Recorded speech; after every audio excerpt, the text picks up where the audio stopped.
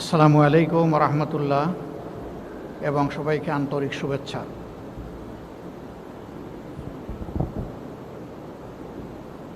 বাংলাদেশ জাতীয় সংসদ সচিবালয় কর্তৃক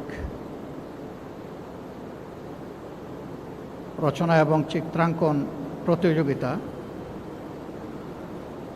2026-এর আজকের এই ঐতিহাসিক দিবসে জুলাই গণঅভ্যুত্থানের দ্বিতীয় বার্ষিকীতে আয়োজিত অনুষ্ঠানের সম্মানিত সভাপতি, জাতীয় সংসদের ভারপ্রাপ্ত স্পিকার জনাব ব্যারিস্টার কাউসার কামাল এমপি, মাননীয় প্রধান অতিথি বাংলাদেশের মহামান্য রাষ্ট্রপতি জনাব হাফিজ উদ্দিন আহমদ বীর বিক্রম, মঞ্চে বসা বাংলাদেশ সরকারের স্বরাষ্ট্রমন্ত্রী জনাব Salahuddin Ahmed MP, chief whip জনাব নুরুল ইসলাম, বিরোধী দলীয় চিফ হুইপ জনাব নাহিদ ইসলাম, মন্ত্রিপরিষদের সম্মানিত সদস্যবৃন্দ, জাতীয় সংসদ সচিবালয়ের সম্মানিত সচিব, হুইপবৃন্দ, সংসদ সদস্যবৃন্দ এবং যাদের নিয়ে আজকের এই আয়োজন সেই প্রতিযোগী শিশু কিশোরবৃন্দ, আমি জানি না তাদের অভিভাবকরাও সেখানে থাকতে পারেন, সেই সমস্ত সম্মানিত অভিভাবকবৃন্দ, সুধীমণ্ডলী এবং গণমাধ্যমের সম্মানিত কর্মীবৃন্দ, আজকের এই মহান দিনে আমি আমার নিজের পক্ষ থেকে, আমার প্রিয় সংগঠন বাংলাদেশ জামাত ইসলামীর পক্ষ থেকে এবং বিরোধী দলের পক্ষ থেকে আপনাদের সবাইকে এবং দেশবাসীকে আন্তরিক শুভেচ্ছা জ্ঞাপন করছি। গভীর শ্রদ্ধায়, দায় এবং ভালোবাসায় স্মরণ করছি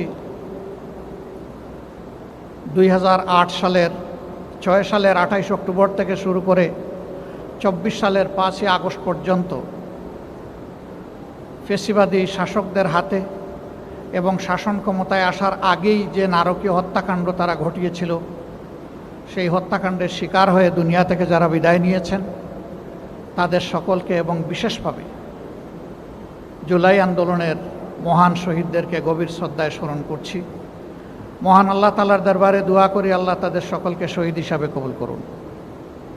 পুরাই সময়টা জুড়ে ফ্যাসিবাদের নির্যাতন নিগ্রহের শিকার হয়ে যারা আহত হয়েছেন, পঙ্গু হয়েছেন, তাদের প্রতি গভীর সহমর্মিতা জ্ঞাপন করছি।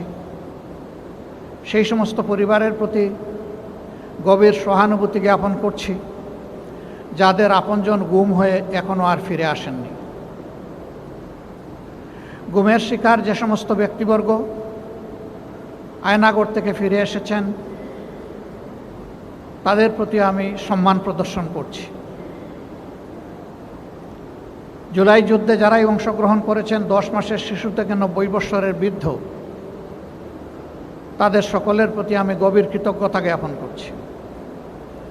কৃতজ্ঞতা এ কারণেই যে আমরা ফ্যাসিবাদী আমলে মূলত বিরোধী দলের নেতাকর্মীরা ছিলাম বিশেষভাবে নির্যাতিত, তবে এদের হাত থেকে কেউই রেহাই পায়নি। এদেশের আলিম উলামা, সাংবাদিক, বুদ্ধিজীবী, সুশীল সমাজের সদস্যবৃন্দ, ব্যবসায়ীবৃন্দ, কেউই এদের জুলুমের হাত থেকে রক্ষা পায়নি। কাজেই গোটা জালিমি জাতিটাই একটা মজলুম জাতিতে পরিণত হয়েছিল। এই জালিমরা তাদের পাওনা বুঝে নিয়ে 24 সালের এই দিনটিতে বিদায় নিয়েছিল। সবাই আশা করে বসে আছে ফ্যাসিবাদীরা বিদায় নিয়েছে, আর যেন ফ্যাসিবাদ প্রিয় দেশটাতে ফিরে না আসে। সামাজিক অর্থনৈতিক বৈষম্য যেন আর কোথাও তৈরি না হয়, সব জায়গায় যেন সুশাসন কায়েম হয়। আবাল বৃদ্ধ বনিতা সবাই যেন তার জীবনের নিরাপত্তাটুকু খুঁজে পায়। নারীরা যেন কর্মক্ষেত্রে, শিক্ষা প্রতিষ্ঠানে, সকল জায়গায় বিশেষভাবে তাদের সম্মান এবং জীবনের নিরাপত্তা লাভ করেন। শ্রমিকরা তাদের কাজের যেন ন্যায্য পাওনাটা পায়, মজুরিটা পায়।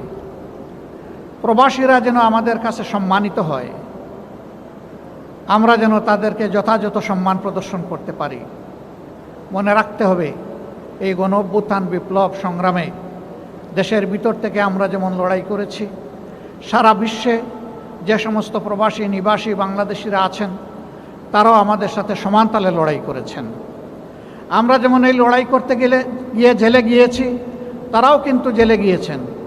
আমাদেরকে যেমন অন্যায়ভাবে শাস্তি দেওয়া হয়েছে, তাদেরকেও শাস্তি দিয়ে বিদেশের মাটিতে বিদেশি কারাগারে পুরে রাখা হয়েছিল। কাজেই কারো অবদান কম নয়, কাউকে ছোট করে দেখার কোনো সুযোগ নেই। এই সকলের প্রত্যাশার জায়গা একটাই, যে আর যেন ফেসিবাদ বাংলাদেশে ফিরে না আসে, গণতান্ত্রিক কাঠামো যেন স্থিতিশীল হয় এবং মজবুত ভিত্তি পায়। কিন্তু দুঃখের সাথে স্বীকার করতেই হচ্ছে, 12 ফেব্রুয়ারি নির্বাচনে গঠিত সংসদ এখনও জাতিকে সেই আশার আলো দেখাতে সক্ষম হয়নি। অল্প কিছু পরিবর্তন ছাড়া পুরাতন বন্দোবস্ত আঁকড়ে ধরে এই সমাজ এখনো এগিয়ে যাচ্ছে। এর যদি ব্যাপক ভিত্তিক সংস্কার এবং পরিবর্তন না আসে, তাহলে জনগণের এই আকাঙ্ক্ষা, এই প্রত্যাশা পূরণ হবে না, এটা অধরা থেকে যাবে। এখানে সকল দায়িত্বশীল ব্যক্তিবর্গ আছেন। মাননীয় প্রধানমন্ত্রী থাকলে আরও ভালো হতো, তিনিও সেই কথাগুলো নিজের কানে সরাসরি শুনতে পেতেন। আজকে যারা আপনজন হারিয়েছে তারা কি চায়, যারা পঙ্গুত্ব বরণ করেছে তারা কি চায়,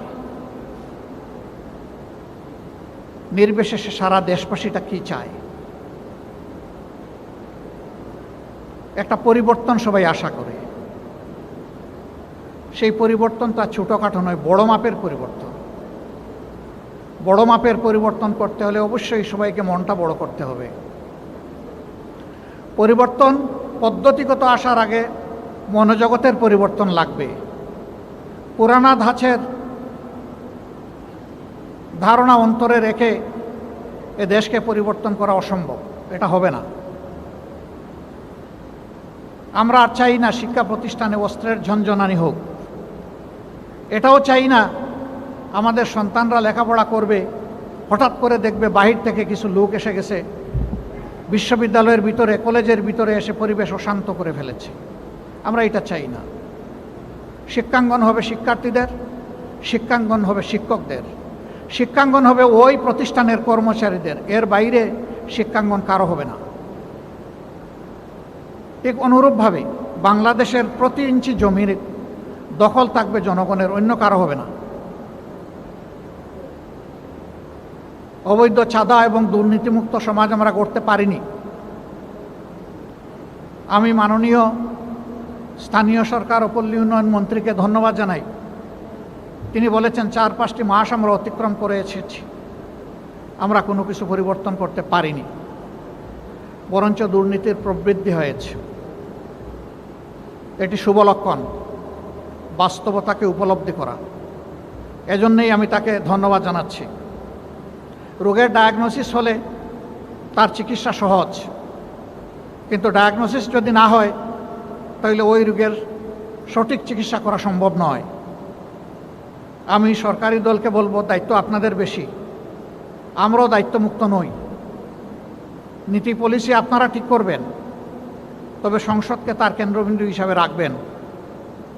তারপরে যাই ঠিক করা হবে কথা এবং কাজের মিল রেখে যেন সব কিছু বাস্তবায়ন হয়। যদি বাস্তবায়ন হয় তাহলে আজকের রচনা প্রতিযোগিতা বলেন, চিত্রাঙ্কন বলেন, দেশব্যাপী আয়োজন বলেন, জনগণের স্বতঃস্ফূর্ত সমর্থন বলেন, সবগুলা সার্থকতা খুঁজে পাবে। আর যদি আগের ব্যবস্থায় এই দেশ চলে তাহলে কার্যত সব কিছু ব্যর্থতায় পর্যবসিত হবে। আমরা ব্যর্থতা চাই না, আমরা হারতে চাই না, আমরা সম্মিলিতভাবে জিততে চাই। এই বিজয়ের বাংলাদেশে বিরোধী দল হিসাবে আমাদের যেটুকু করার আছে আমরা করে যাব ইনশাআল্লাহ। মৌলিক জায়গার সংস্কারগুলো করতেই হবে। ওই সংস্কার না করলে এ সমাজ বদলাবে না। আজকে যারা সরকারি দল, চিরকাল তারা সরকারি দলে থাকবেন না। এটাই গণতন্ত্রের কথা, এটাই গণতন্ত্রের গ্রামার। এ ব্যাকরণ মেনেই চলতে হবে সবাইকে। এমনকি আমি সংসদে বলেছিলাম, আজকে যারা সরকারি দল, বিরোধী দল, এমনও কোনো সংসদ বাংলাদেশে গঠিত হতে পারে এই দুই দলের কেউ এই সংসদে থাকবেন না।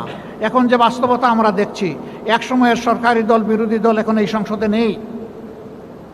দেশ থাকবে, সংসদ থাকবে, সমাজ থাকবে। সেই দেশ, সংসদ এবং সমাজের জন্য চিন্তা করে যদি নীতি পলিসি ঠিক করা হয়, তাহলে আমরা আমাদের দায়িত্ব পালনে সফল হব।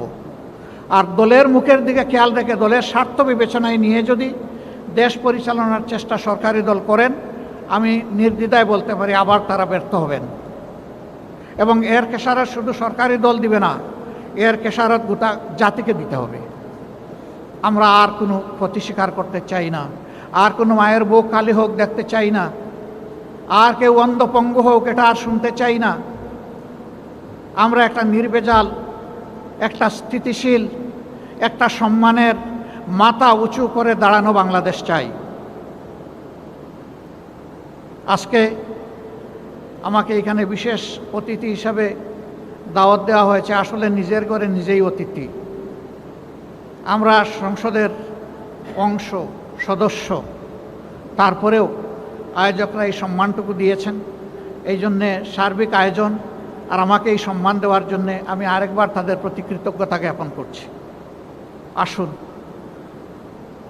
আমরা প্রতিজ্ঞা করি, যে কথাটা রাজনীতিতে সবসময় বলে আসছি সবাই, ওই কথাটাই আবার আমি স্মরণ করে দিয়ে বলি যে আসুন প্রতিজ্ঞা করি, আমার চেয়ে আমার দল বড়, আমার দলের চেয়ে আমার দেশ বড়। আমরা পরিচয় দিতে পারছি না, আমাদের কথা কাজে মিল হচ্ছে না, এই জায়গায় মিল আনতেই হবে। এই জায়গায় যতদিন গরমিল থাকবে এই বাংলাদেশ আমাদের আকাঙ্ক্ষার বাংলাদেশ হবে না। সবাইকে ধন্যবাদ। যারা প্রতিযোগিতায় অংশগ্রহণ করেছে তাদেরকে একান্ত শুভেচ্ছা, আর যারা বিজয়ী হয়ে আজকে পুরস্কার গ্রহণ করবে তাদেরকে অত্যন্ত আবেগ ভরা অভিনন্দন। তোমাদের হাতে আগামীর বাংলাদেশ, তোমরা তৈরি হও। আমরা ব্যর্থ হলে তোমরা যেন ব্যর্থ না হও। আল্লাহ হাফিজ। বাংলাদেশ জিন্দাবাদ। আসসালামু আলাইকুম ওয়া রাহমাতুল্লাহ।